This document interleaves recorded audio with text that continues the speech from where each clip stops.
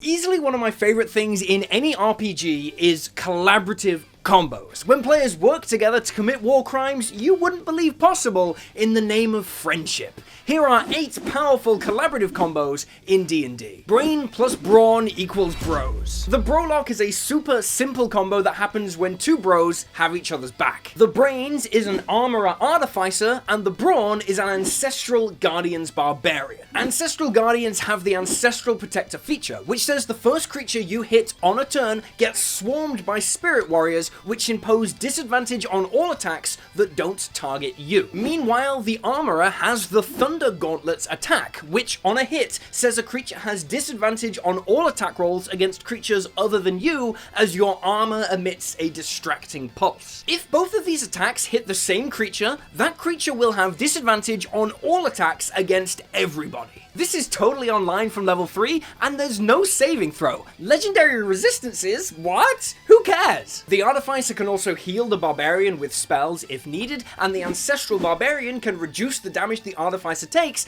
as a reaction, so these 2 bros tank for each other as well. They keep each other safe, they keep the whole party safe, and yes, this is technically bullying, but war criming together is everything friendship is about. Another brick in the wall. So this is a fun little bit of murder pulled off by a red, chromatic, dragonborn, world tree barbarian, and any druid, wizard, or sorcerer. The red, chromatic dragonborn can make themselves immune to all fire damage for 1 minute every day. The world tree barbarian can also use a reaction at the start of an enemy's turn to teleport that enemy within 5 feet of them, and reduce their movement speed to 0 if they fail a wisdom saving throw. Essentially, you lock an enemy in place right next to you. Meanwhile, your spellcaster friend casts Wall of Fire, which creates a wall of fire which deals 5d8 fire damage to any creature that ends its turn within 10 feet of the flaming side of the wall. So you have this wall of flames torching enemies to a crisp, and the barbarian can use their reaction on an enemy's turn to teleport them next to it and make it so they can't escape the fire. Your dragonborn barbarian is immune to fire damage, so they're loving this. This is just a cozy fireside to them. The spellcaster can also back them up with silvery barbs, forcing the targets to make their wisdom save to avoid being teleported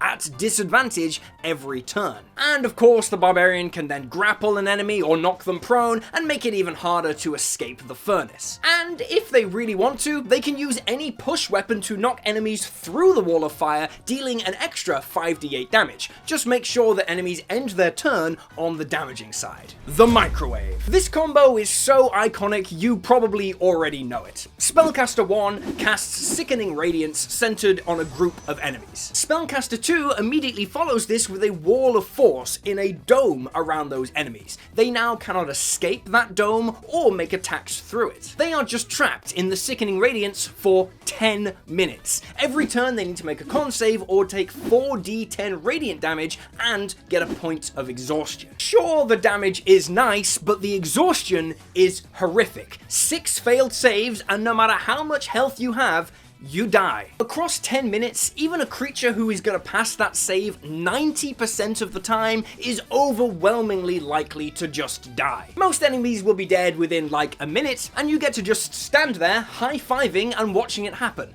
Couples goals. Let's keep moving. Good day, sir. Have you ever considered a holiday at the British Isles? Oh, God no. Britain isn't all delicious food and masculine leadership. We've also got charming locations like the Periwinkle Moor, the forests of Little Bigworth, and the shores of Barton-on-the-Beans. Those are clearly Chapekku TTRPG battle maps, and why did you only pick the edgy ones? Chapekku have over 4,000 battle maps, and you can download all of them for just $5 from their Patreon, with stunning variations for any type of game. You can also check out all of their stuff and buy individual map packs at chapekku.com. The British government vehemently denies that we've been using Chapekku maps to trick tourists into visiting our country. Sure, but you can immerse your players and bring life to any setting with stunning locations from Chapekku maps. You can effortlessly import them into VTTs and grab the full backlog by using the link in the description. Take your games to the next level today with over 4,000 battle maps from Chapekku for just $5. The Cloudy Day combo. This is one of my favorite collaborative combos because it involves everybody. It's called the Cloudy Day because it's based around the spell Fog Cloud, but it actually works with any heavy obscurement effect. A heavy obscurement effect is anything that creates a mass blinding phenomenon. Fog Cloud, Darkness, Cloud Kill, all of these spells create heavy obscurement. While you are blinded, you can't take opportunity attacks, all your attacks are at disadvantage, and all incoming attacks have advantage. You also can't cast a bunch of spells, like Counterspell, Silvery Barbs, Power Word Kill, etc., because they all require you to see your target. In short, heavy obscurement is busted strong, but it does affect both sides. The Cloudy Day combo is about removing that balance. You can have a fighter with the blind fighting style to give them 10 feet of blind sight, a warlock with the Devil's Sight invocation so they can see through magical darkness, a shadow sorcerer can cast the darkness spell which they can see through, and any character with the Skulker feat gets blind sight. Boom! Your enemies are blinded and your party aren't. All your attacks are at advantage, all theirs are at disadvantage, and you don't trigger opportunity attacks. This is a combo that you build together as a party to make happen. There are loads of ways to make this work, but anyone can grab the Skulker feat to get 10 feet of blind sight. And anyone with the spell Fog Cloud, which you can pick up with Magic Initiate, or the Darkness spell, or even an ever-smoking bottle that you can craft, can kick this off. I Order You to Kill combo. This is a beautiful combo that is super easy to do. All you need is any rogue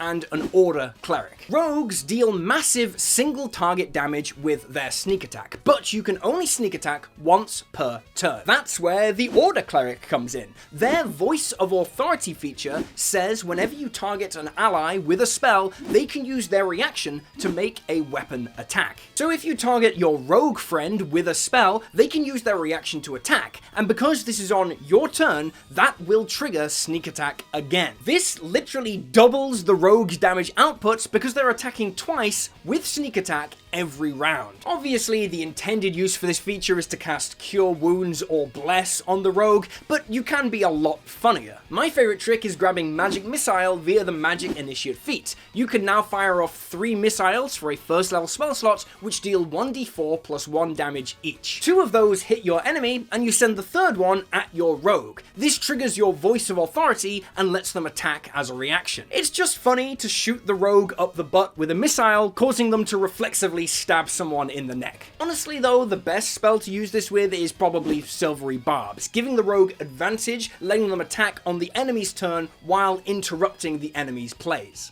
Plus, this way, it only costs your reaction. You know, that Silvery Barbs spell? It's actually pretty strong. I wonder if anyone else has noticed that. The Power of God and Furries. This is a really fun support combo that buffs the entire party. It's a mix of Peace Cleric and Wild Heart Barbarian. The Wild Heart Barbarian can choose, when they rage, to take on the Wolf Spirit. When you do, everyone has advantage on all attack rolls against any creature you're standing next to. Meanwhile, the Peace Cleric has a feature called Emboldening Bond, which adds 1d4 to the first attack roll, ability check, and saving throw a bunch of creatures make every turn. Clerics also get Bless, which also adds a d4 to a bunch of creatures' attack rolls and saving throws. Together, the pair of you are giving the entire party a plus 2d4 to their first attack roll, a plus 1d4 to every follow-up attack roll, and advantage on all attacks. Mathematically, this works out as a rough plus 9 to hit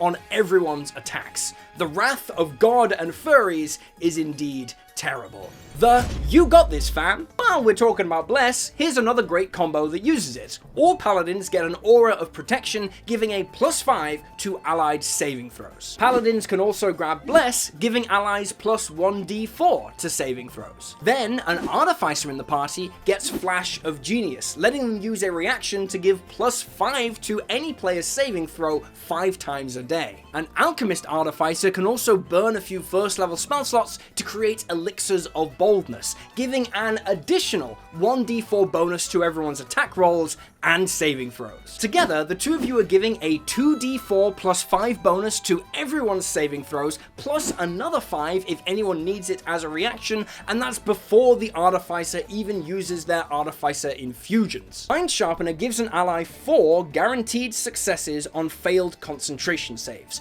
Armor of Magic Strength gives a plus 5 to a player's strength saves. And when you reach level 10, you can make up to 4 Cloaks of Protection, giving everyone another plus 1 to their saves and AC. This is a beautiful combo that shows you don't always have to kill people when you work together. Sometimes you can protect others so they can kill people instead. Death by Cutlery. Death by Cutlery is another iconic collaborative combo that works best with the 2014 rules, but still works just fine if you're using the 2024 version. All you need is any bard, wizard, or sorcerer, and any other bard or paladin. Let's say we've got a bard and a wizard. The wizard casts Animate Objects, animating some tiny objects under their control. This combo gets its name from animated cutlery, and you can command them to attack as a bonus action. The Bard then casts the spell Crusader's Mantle, which they can grab via magical secrets from the Paladin's spell list. This says all creatures within 30 feet of you gain a plus d4 radiant damage on every attack they make. The original Animate Objects animates 10 pieces of cutlery, all of which can attack. With Crusader's Mantle up,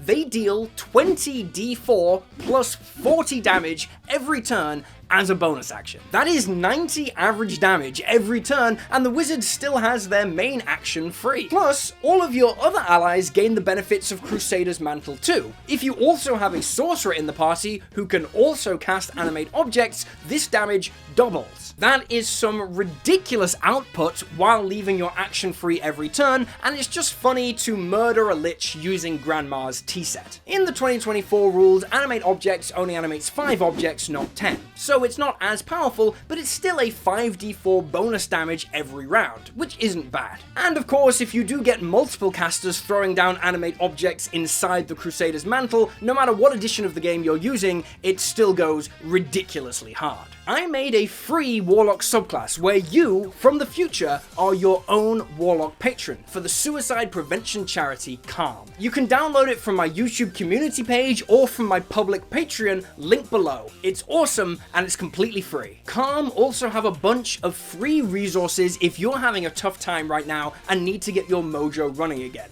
Happiness is worth fighting for. You can also support this channel by subscribing on Patreon or through YouTube memberships to get bonus videos and live streams and monthly drops of D&D content. Your support makes this entire channel possible in the terrifying, unstable landscape of YouTube algorithms and ad revenue. And yeah, that's all I got. Remember to like and subscribe, grab the free Warlock subclass, and I'll see you next time.